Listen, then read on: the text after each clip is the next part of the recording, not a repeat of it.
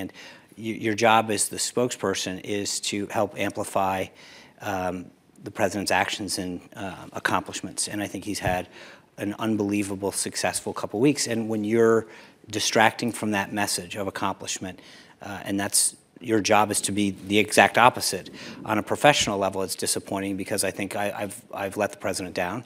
And so on both a personal level and a professional level, that would definitely go down as not a very good day in my history. I think the advent of social media, and I know Ari's talked about this a lot, Dana Perino's talked about this, the most recent Republican press secretaries that sort of were at the advent of this on the Republican side, that there is an element of being first and trying to get things into the ether on social media, et cetera, that has really changed the dynamic by which that room and the relationship exists. The president tweeting. I mean, he says he's going to continue to tweet, and I imagine it complicates your job somewhat.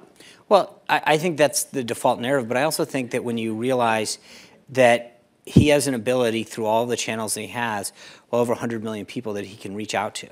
And I think some of the media's frustration is that he does have this direct line to the American people where he can communicate accomplishments, thoughts, and push back to false narratives and false stories that frustrates people who want to control that narrative. I think another way to look at those, he drops some stink bomb essentially, and then in 140 characters or less, and then leaves, and there's no sort of follow-up, so there's no sort of give and take. So well, again, but I think that for a lot of people, especially outside of Washington, they have yearned for an authentic voice that is not trying to script everything perfectly, as a lot of politicians have done. And the president, you know, even if you disagree with him on policy, I think one of the things that people, you know, give him high marks for is keeping his word and being authentic. And I think that that is something that has been missing a lot of times in Washington.